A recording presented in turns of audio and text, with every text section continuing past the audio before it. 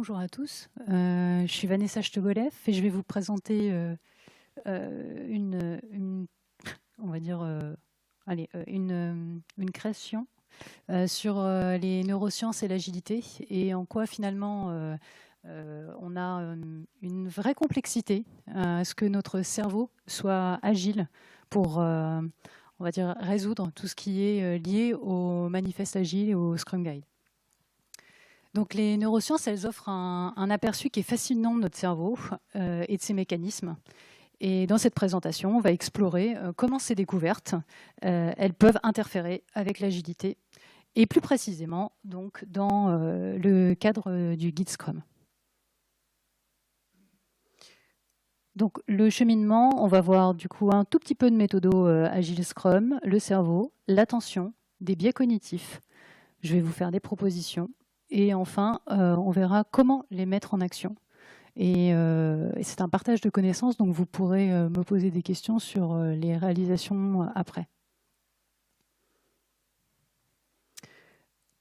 La méthode, du coup, on va apprendre la base. Je pense que vous êtes tous aguerris sur le sujet, mais au cas où, flexibilité, collaboration, itération. Donc l'idée, c'est, contrairement aux méthodes traditionnelles, l'agile mise sur l'adaptabilité. Donc les plans, ils peuvent changer et c'est de faire en sorte qu'on soit toujours prêt à ça. La collaboration, tout le monde participe activement et les équipes, les clients, on contribue tous à façonner le projet. Et enfin, la livraison continue, donc l'itération. Au lieu d'attendre la fin pour voir le résultat, l'Agile propose des livraisons qui sont régulières et ça permet en fait d'ajuster le tir au cas où en cours de route. Les 3 piliers Scrum.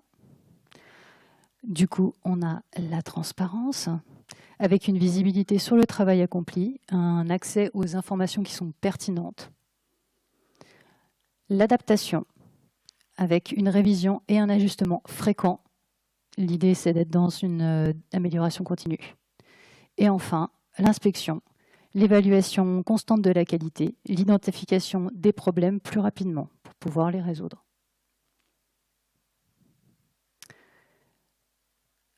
On va commencer par le cerveau.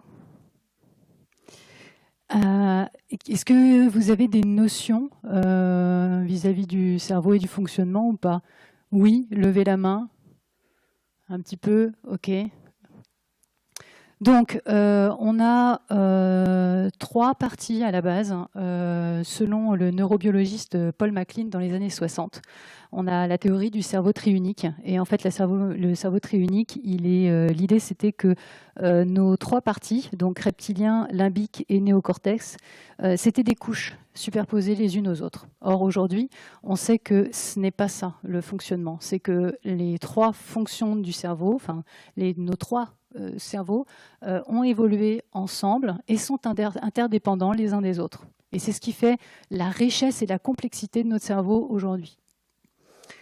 On a donc du tronc cérébral, donc en dessous du cerveau reptilien, tout ce qui va amener, donc tout ce qui est remonté de ce qu'on va vivre, qui va s'inscrire en fait dans le reptilien que vous avez là, et du coup qui déclenche tout ce qui est réflexe, survie, l'instinct primaire. Donc ça crée les comportements dont on a besoin au quotidien pour s'enfuir et pour survivre. Donc c'est en gros tout ce qui est physiologique. Avant on était pourchassés dans la forêt par des gros animaux.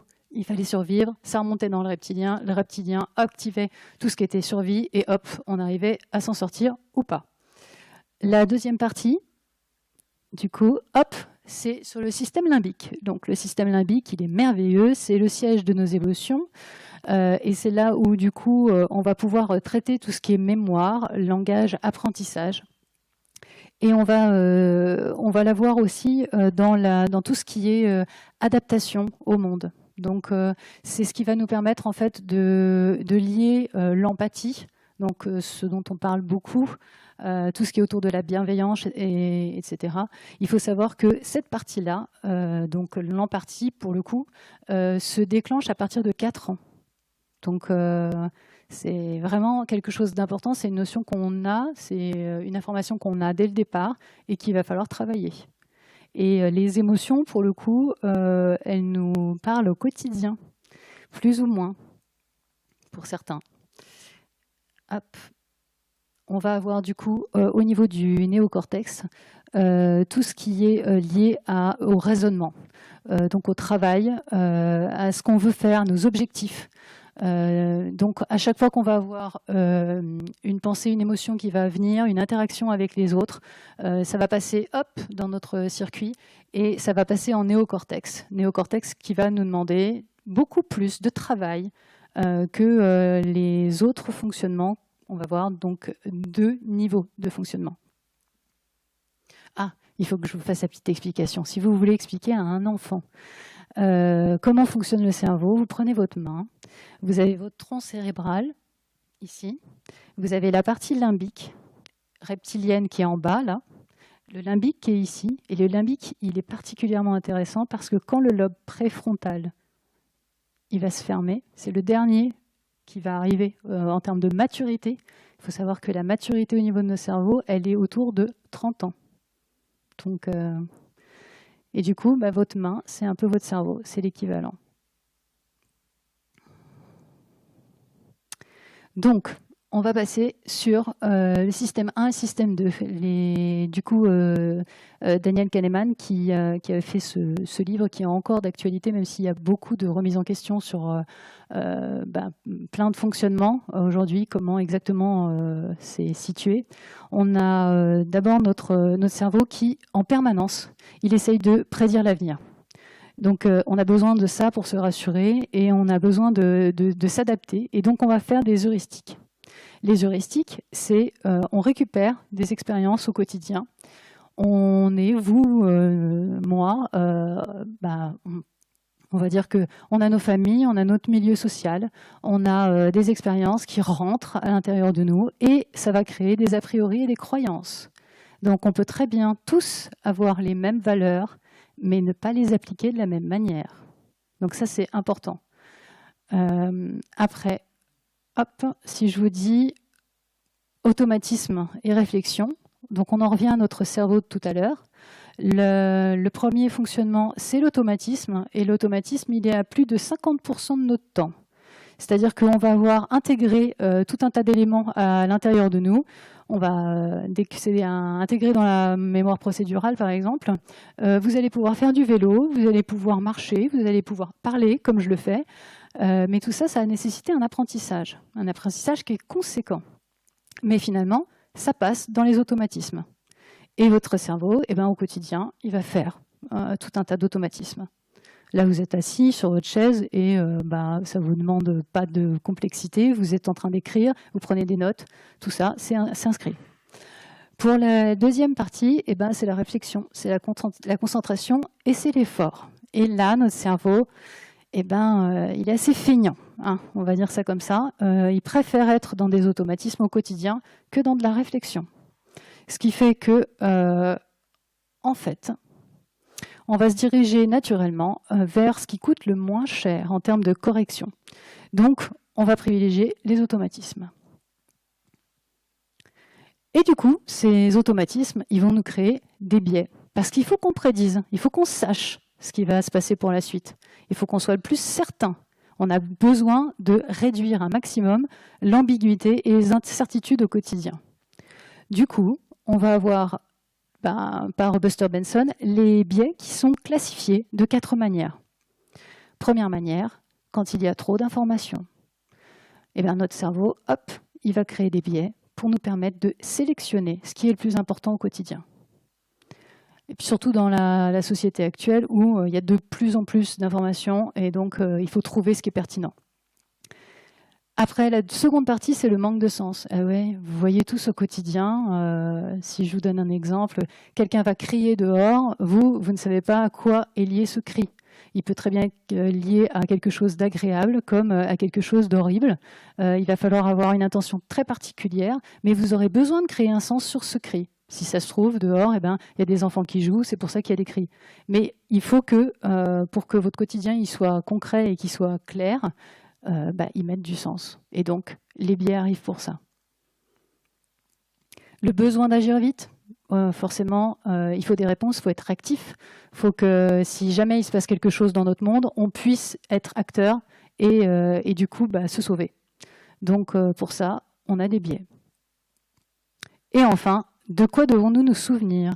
Vous avez remarqué que depuis le début de la conférence, je pense qu'aucun d'entre vous, sauf si il y a de l'idéation là-dedans, mais j'en doute, eh bien peut-être que vous n'avez pas retenu absolument mot pour mot tout ce que j'ai pu dire. C'est normal.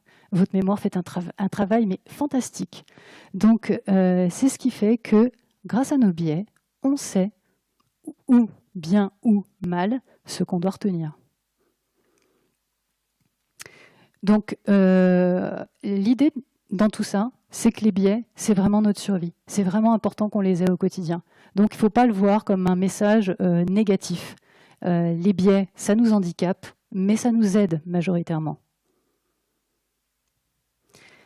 Alors là, vous avez l'illustration de l'ensemble, enfin non, puisqu'il y en a d'autres qui sont arrivés en cours de route, des biais cognitifs qui sont classés selon les 4 parties que j'ai pu vous citer.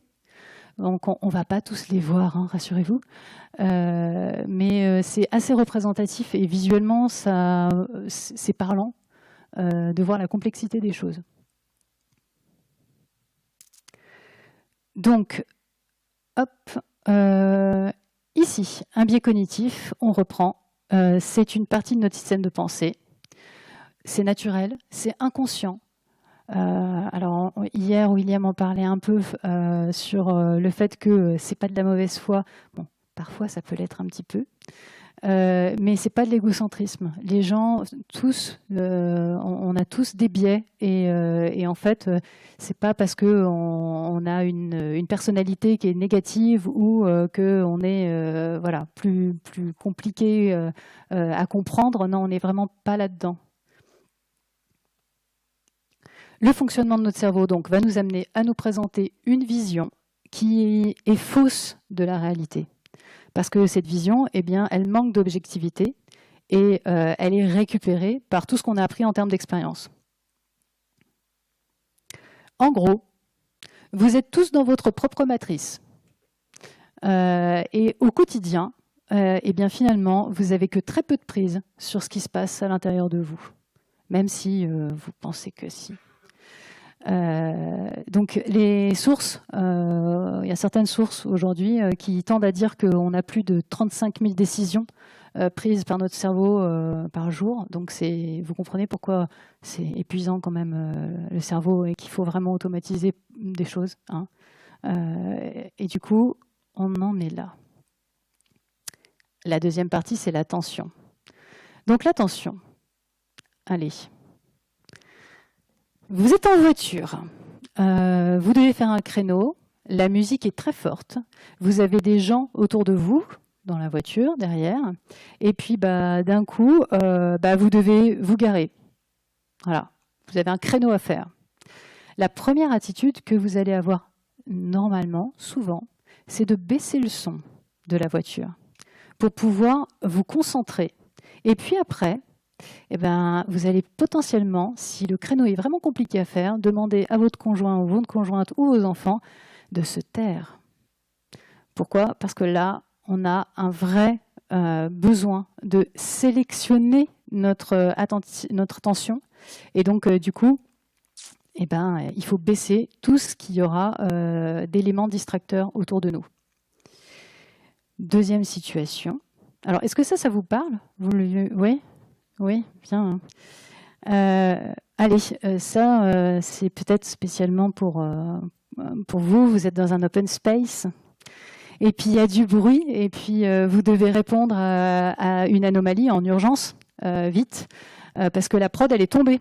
Et puis là, le client, il est sur les nerfs. Et il appelle sans arrêt, du coup, le product owner ou autre. Hein, et puis, à côté de vous, il y a les autres qui parlent. Vous entendez que, du coup, il y a de plus en plus de bruit à l'intérieur de l'open space. Et puis tout d'un coup, vous avez un collègue qui vous appelle, il vous met une réunion d'urgence pour pouvoir en parler. Il faut parler de cet anolanide, vraiment. Et puis il y a au niveau supérieur, on vous appelle aussi pour dire il faut que vous fassiez un compte-rendu sur ce qui est en train de se passer, parce que là, on a besoin d'avoir des indicateurs et des informations. Eh bien, vis-à-vis de ça, là, ça va être la panique, surtout quand vous allez juste entendre un cri à l'extérieur d'une personne qui va faire « Waouh !» Et là, le « waouh », vous allez avoir du mal à l'attribuer à ce qui est en train de se passer. Est-ce que c'est en lien avec la personne, elle est par exemple très contente parce qu'elle vient d'apprendre qu'elle avait une augmentation? Ou est-ce que finalement, la prod qui est tombée, ça a été une catastrophe et que la personne s'est fait virer et elle ne s'y attendait pas? Enfin bref, vous allez pouvoir imaginer tout un tas de choses. Et là, c'est extrêmement compliqué pour vous. En gros, le cerveau, il a besoin de calme pour être efficace. Et quand il y a trop d'informations autour de lui, eh bien du coup, ça perturbe sa concentration. Le cerveau, il n'est pas multitâche. Ce mythe, il faut arrêter. On est tous pareils.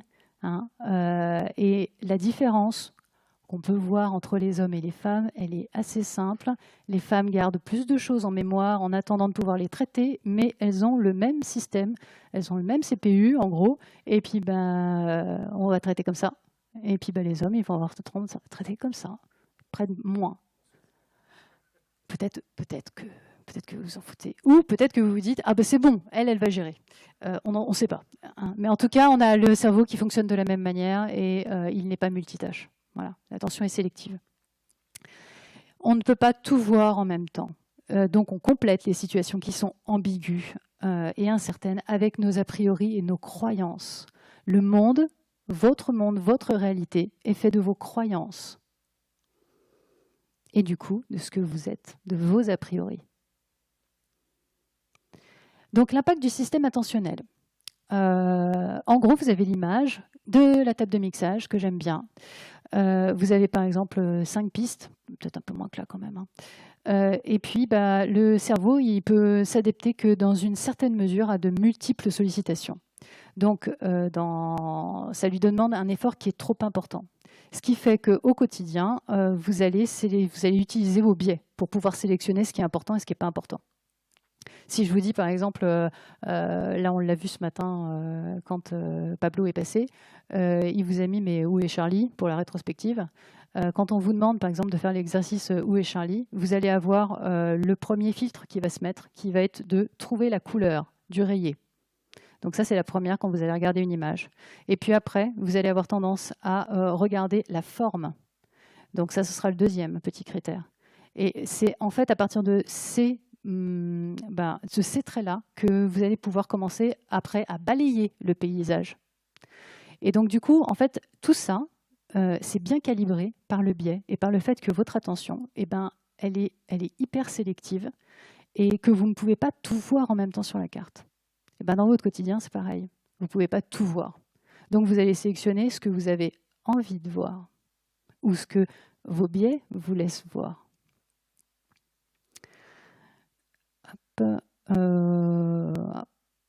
Donc, on est particulièrement lié aux émotions. C'est-à-dire que si vous êtes au quotidien avec de la peur, quand vous êtes en train de regarder ou de vivre une situation, vous n'allez pas le vivre de la même manière que si vous êtes content. Hein. Quand vous êtes dans l'angoisse, vous allez attiser l'amygdale et puis du coup votre reptilien qui vont répondre à ce fonctionnement en s'illuminant et en gros là votre hypervigilance va être activée. Donc il faut faire attention à ça. Quand on prend des décisions, il faut savoir dans quel état émotionnel on est. Les distracteurs internes et externes, je finis sur ça. Du coup, les distracteurs, on en a en interne, typiquement. J'ai oublié de payer la facture d'électricité. Toute la journée, quand je vais être en réunion, je vais me dire « Ah là là, il faut que j'y pense, il faut que j'y pense, il faut que j'y pense. » Ou je dois aller chercher les enfants ou d'autres choses. Et les distracteurs externes, c'est typiquement, j'ai mon collègue qui fait du bruit avec son stylo à côté, ça m'agace, ou qui mâche un chewing-gum et puis il couvre la bouche. Et bien tout ça, ça m'empêche de me concentrer. Donc vous serez moins efficace parce que vous avez des distracteurs en permanence sur votre attention. Donc, Van Zomeren et Brouwer, en 1994, ils ont commencé à créer en fait un schéma, le schéma qui sépare en deux parties l'attention sur le premier axe qui est sur l'intensité. Donc, vous allez balayer et vous allez vous lier à ce qui est le plus important, le plus intense.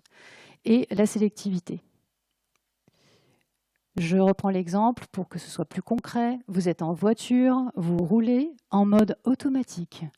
Tout va bien, tout est calme, tout est tranquille. Et là, eh bien, du coup, ce qui est intéressant, c'est que d'un coup, il y a un piéton, mais qui a un gilet jaune. C'est pas n'importe quel piéton. Donc, vous savez que là, il y a un danger. Et là, vous sortez de votre mode automatique et vous allez faire appel à votre préfrontal. Le préfrontal qui va vous dire « Oh là, il va falloir que je fasse quelque chose que je ne fais pas d'habitude ». Donc ça, c'est des alertes, c'est la partie saillante de votre attention. Ah oui, vous pouvez l'avoir aussi dans des réunions où quelqu'un parle très tranquillement et puis d'un coup va commencer à parler de plus en plus fort et ça va vous perturber. Là, vous allez vous dire « Oh là là, au niveau de la réunion, ça ne se passe pas bien ». Et puis d'un coup, eh bien, les émotions vont remonter davantage par rapport à ce que vous êtes en train de percevoir. Donc tout est lié à ça, à votre perception de ce qui vous entoure. Le PIM, donc le PIM, c'est perception, intention, manière d'agir. En gros, vous allez percevoir les choses autour de vous. Vous allez avoir une intention derrière. L'intention, ça va être de, par exemple, vouloir me garer et la manière d'agir. Donc, comment je vais faire pour faire mon créneau. Donc ça demande, en termes d'attention, une concentration élevée. Voilà, je vois une place, je dois me garer, je fais un créneau. Et ce qui est important, et ce qui est extrêmement intéressant là-dedans, c'est qu'on peut rééduquer notre attention en permanence.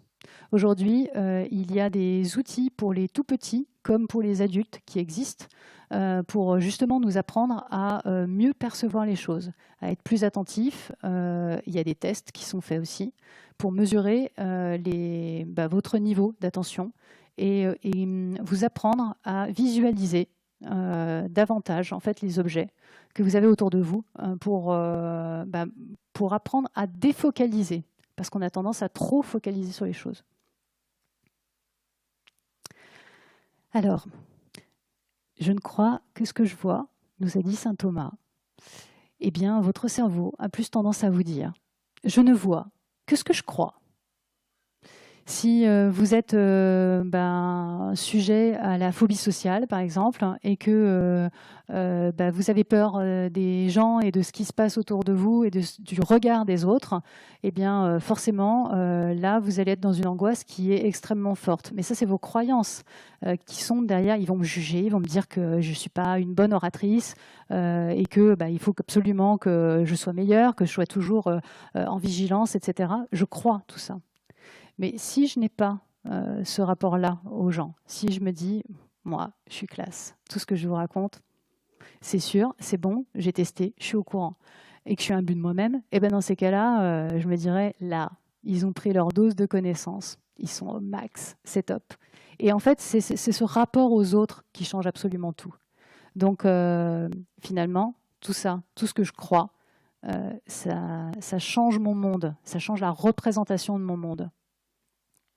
En gros, le petit message, c'est peut-être ne travaillez pas que sur les valeurs, travaillez vraiment sur les croyances.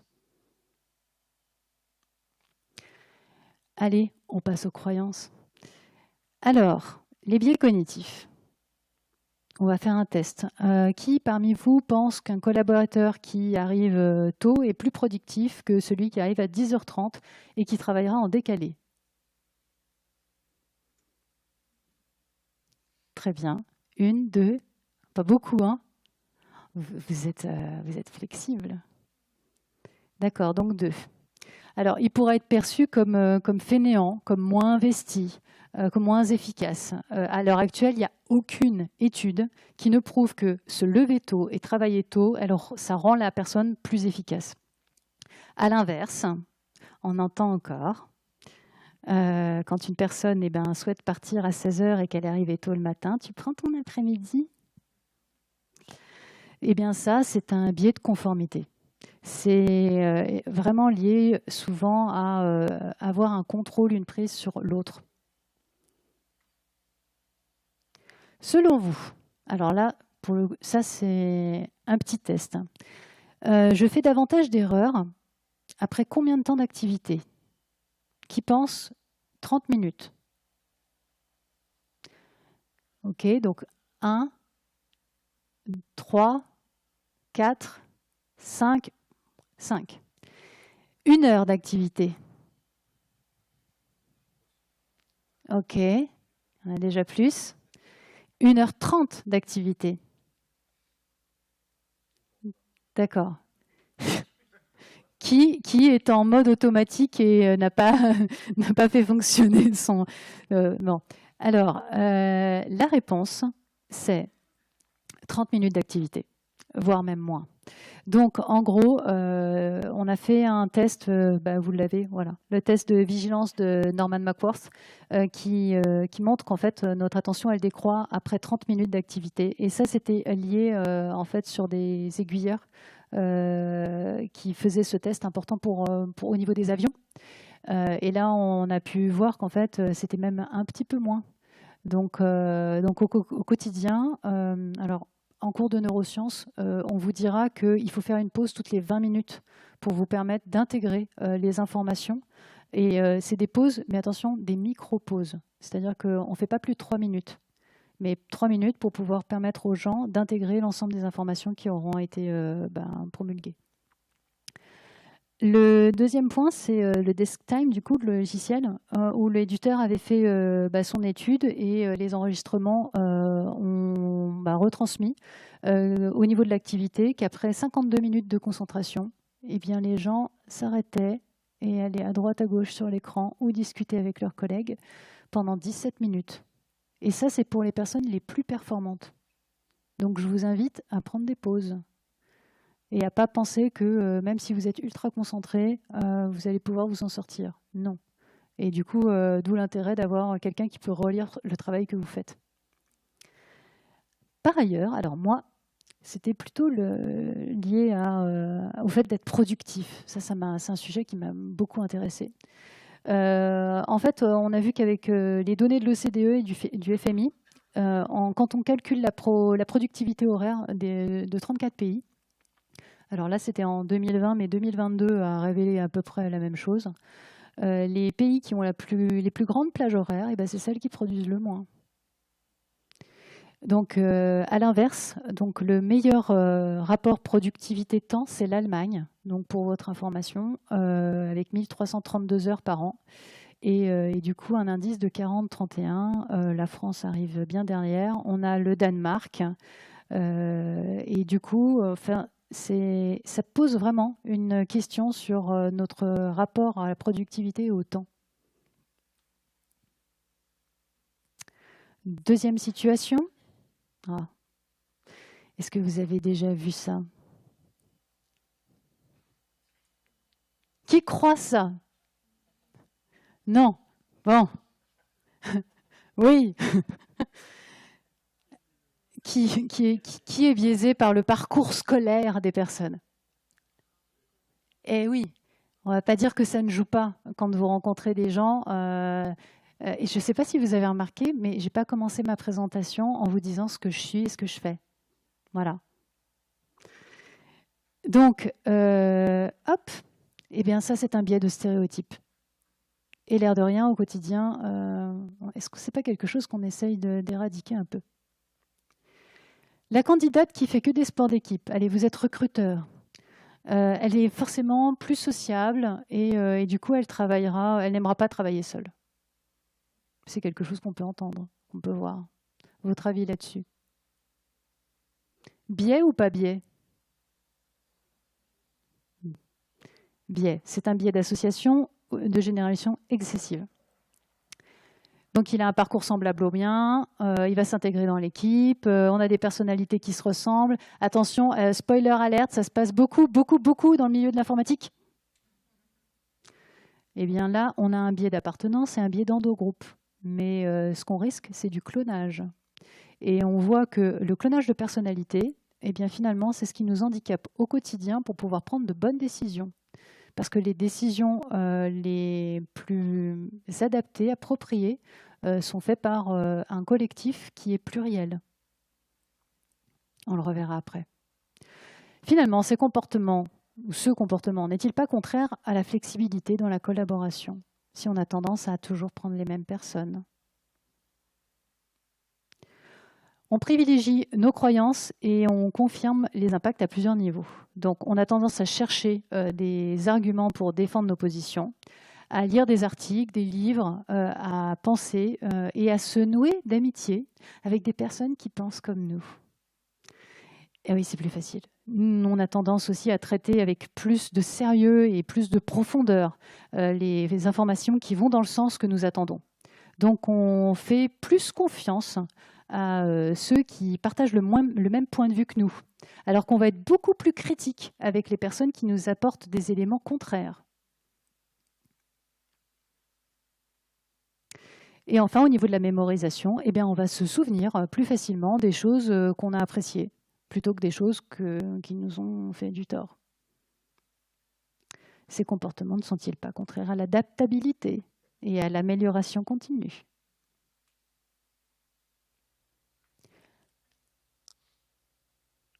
C'est la pause. Allez, encore une petite situation. Vous et votre équipe, vous discutez de la meilleure techno parce que vous venez d'obtenir un projet from scratch. Le rêve, vous pouvez commencer comme vous voulez et faire ce que vous voulez.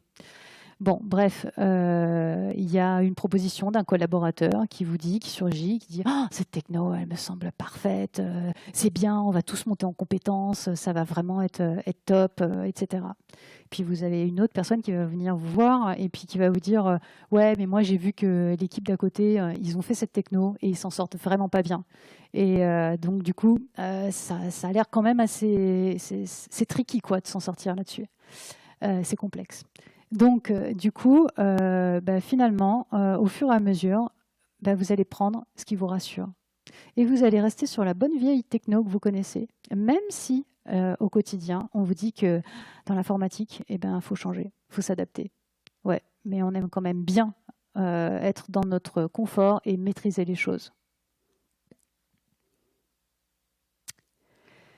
Donc, l'esprit humain, il conservera toujours de manière significative les dernières informations reçues. Donc la crainte de Jean-Mich qui est venu vous voir, eh bien, vous allez la porter sur vous parce que cette crainte, finalement, elle résonne et elle peut vous mettre en danger. Et du coup, ça, votre reptilien, il l'a bien reconnu et ça a été intégré directement à l'intérieur de votre cerveau. En fait, ce petit exemple, il montre comment on utilise des raccourcis mentaux qui sont simples en fait quand on doit prendre des décisions. Et notre cerveau, il va choisir sur la base d'informations les plus disponibles, quelle que soit la source. Donc, l'idée avec ça, c'est de rester avec un regard neuf sur les situations, donc qui peuvent nous paraître banales ou déjà vues. En fait, on voit dans l'informatique que ce qui permet de faire de nouveaux produits, de nouvelles fonctionnalités, c'est d'aller dans des endroits où on ne va pas habituellement. Donc d'écouter d'autres personnes qui potentiellement n'ont rien à voir avec le milieu. Alors là, c'est la petite minute pour Rachel d'hier, qui nous a mis en alerte sur ce biais. Donc la bulle de filtrage, qui est un effet de confirmation. Vous êtes sur les réseaux sociaux, vous allez liker, et finalement, votre fil d'actualité ne ressemblera qu'à toutes les personnes que vous aimez bien, hein, et puis qui va être construit par vos murs de j'aime. Ah, plus vous aimez, plus vous avez du coup des contenus, des algorithmes qui vont vous proposer des choses que vous aimez. Et donc, un peu comme Rachel, je vous invite à prendre du recul sur l'information que vous recevez. Parce que si tout ce que vous lisez, ça vous passionne et ça fait résonner vos convictions, il y a probablement un biais quelque part.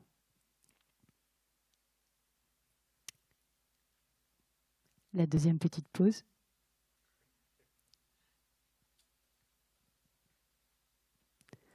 L'effet de dotation. Alors, c'est le moment d'une review. ou de l'inspection, hein. Vous êtes développeur au sein d'une équipe agile et du coup, vous devez relire le travail de Jean-Mich. Ah, on revient avec Jean-Mich. J'ai rien avec Jean-Mich, hein, mais je sais pas. Il a passé un nombre conséquent d'heures dessus. Donc, il a fait des recherches pour réfléchir aux meilleurs moyens de résoudre un problème. Il donne beaucoup d'importance à son code. Il y a une valeur affective. Il y a un engagement parce que il veut faire des choses. Écoutez bien, il veut faire des choses bien, de manière robuste, afin que son travail il puisse évoluer avec le temps. Et là, je vous dis, quel développeur n'a pas dit ça? Bref, il pense que sa solution, eh bien, c'est la meilleure, tout simplement parce que c'est la sienne. Donc là, il va rentrer dans un fonctionnement qui est lié à l'affect. Et on va rentrer dans ce qui est de l'aversion à la dépossession. Donc, quand on est face à cette situation-là, vous qui allez relire le code, il y a deux choses à prendre en considération. Un, le contexte de Jean-Mich. À chaque fois qu'il vous donne son code, où il a mis du temps dedans, eh bien, finalement, il va falloir être un petit peu tolérant parce que c'est extrêmement complexe pour lui de laisser ça, de vous donner son code. Et de l'autre côté, eh bien, c'est faire preuve d'assertivité, donc pour les deux en fait. Donc d'être ouvert au feedback, d'être assertif et de faire passer un message clair en restant souple et à l'écoute. D'où les conventional comments, donc merci Geoffrey et les duchesses, ou du coup qui nous permettent en fait, quand on fait de la relecture de code, de mettre du coup ce qu'on veut dire. Donc je vous invite à regarder, mais ça va on va dire, oui, ça évite les conflits et ça évite les erreurs d'interprétation.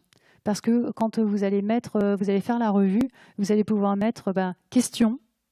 Donc la personne n'est plus dans l'interprétation de il voulait pas, il trouve que c'est pas bien ce que j'ai fait. Non, c'est une question ou c'est remarque. On pourrait faire comme ça. Et du coup, il y a moins de crispation et moins d'émotionnel à l'intérieur de ça. Je vous avais laissé la petite image, du coup là, ça marche aussi avec la version à la dépossession. Quand vous avez énormément de choses dans votre grenier, etc., et que vous avez du mal à les donner et que vous les empilez, eh bien c'est de la version à la dépossession. C'est qu'en fait, vous imaginez que ça vaut beaucoup plus cher et c'est beaucoup plus important que ce qu'on peut trouver n'importe où ailleurs. Donc vous allez le conserver en vous disant, on ne sait jamais. Ça peut servir, ou alors, ouais, mais quand même, c'est important pour moi. Ouais. Enfin, le téléphone. OK. Le biais de disponibilité. Donc, plus on répète une information trompeuse, on l'a vu, plus elle devient convaincante. Une situation qui est rencontrée fréquemment dans le passé, elle est plus facilement représentée mentalement. Et enfin, on a tendance à confondre la validité d'une information avec sa facilité quand elle revient à notre esprit. Là, si je vous dis quel est l'animal le plus venimeux au monde, vous pouvez me dire, écoutez bien cette phrase, quel est l'animal le plus venimeux au monde? Allez, l'araignée.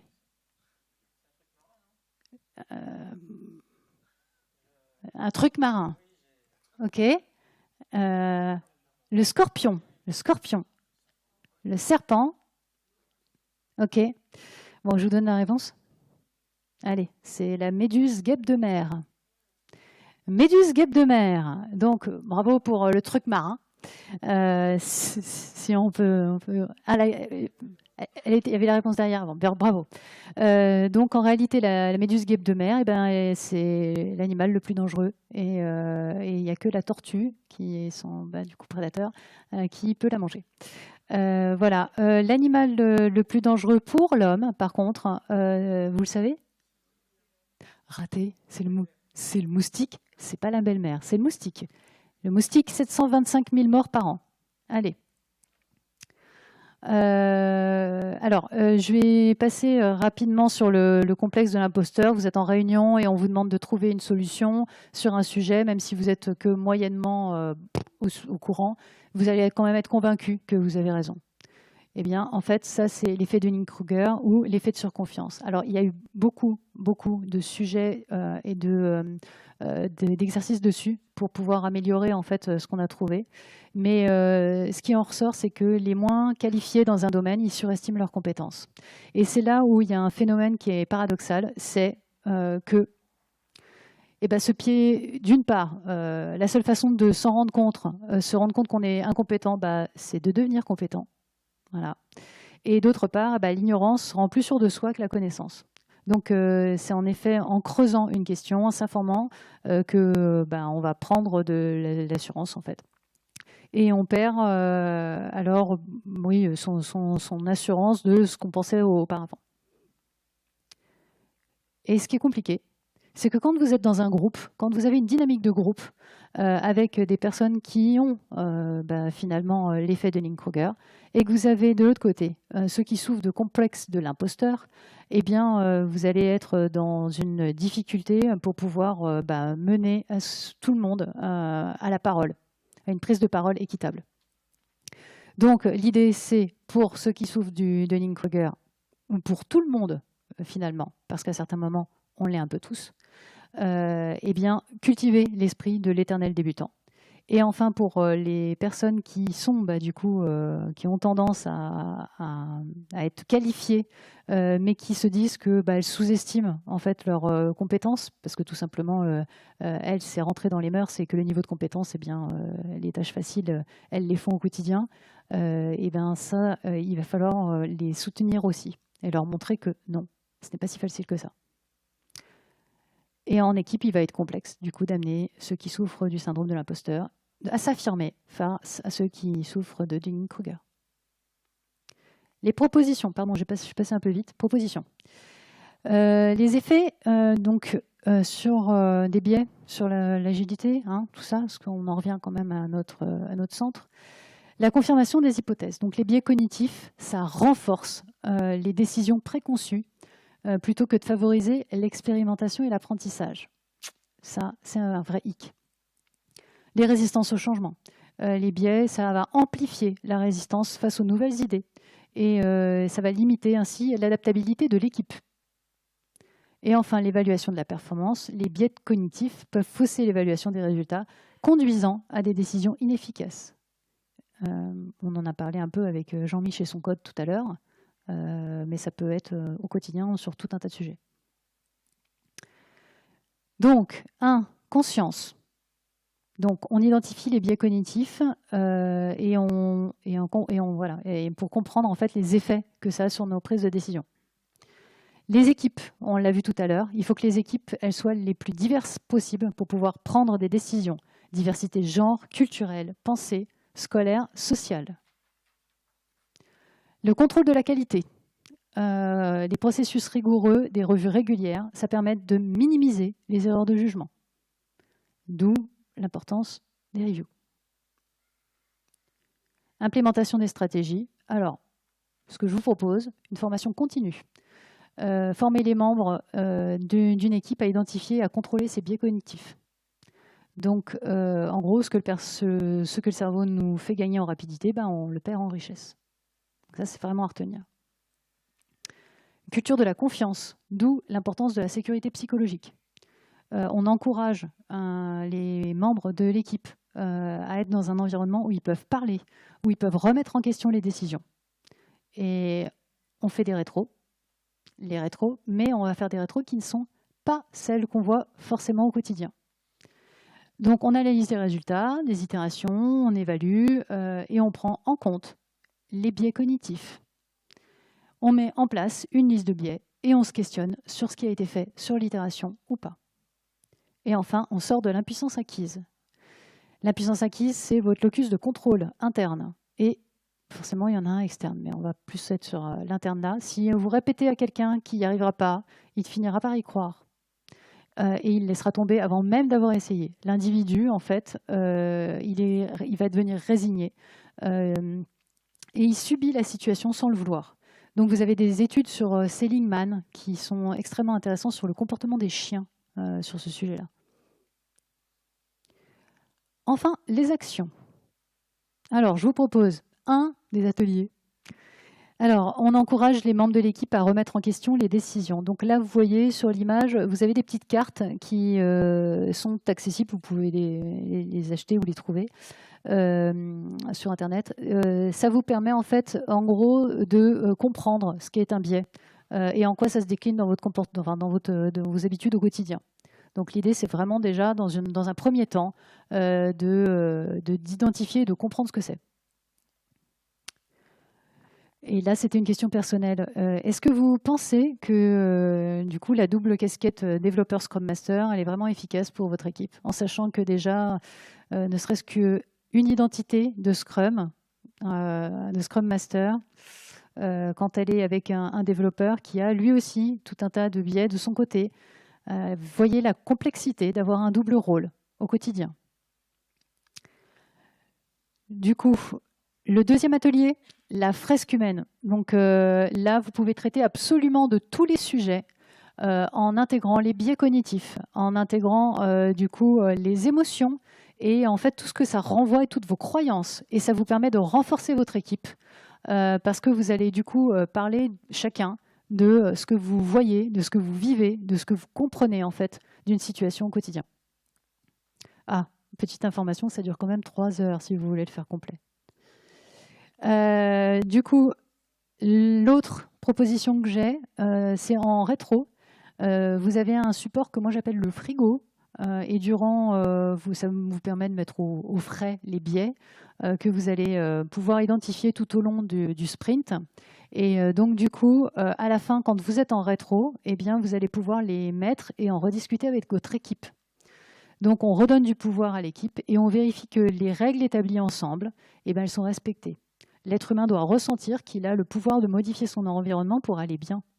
Et que la vie, elle doit avoir un sens. Et ce sens, c'est « je suis actif ». On peut aussi. Donc, là, c'est plus, là, on a vu tout ce qui était collectif, mais individuellement, se donner des buts personnels sur les sprints. Typiquement, moi, je crois toujours que Jean-Mich, il fait exprès de mal faire les choses parce qu'il n'en a rien à faire. J'essaye de me dire, bon, attends, non, peut-être que ce n'est pas du tout ça, peut-être qu'on est complètement à côté et que j'ai pas pris le temps de comprendre ce qui se passe dans la vie de Jean-Mich. Ou peut-être que j'ai peut-être raison, mais on va essayer de mettre j'ai raison de côté. Il n'y a pas de j'ai raison. On va essayer de comprendre l'autre. Ou de ne pas le faire sur un sprint, parce qu'un sprint, c'est quand même parfois long, hein, sauf si vous êtes sur une semaine. Mais là, vous dire, sur une période plus courte, pour ancrer le sujet et modifier un comportement, eh bien, je vais me donner ce but de faire attention à ce biais.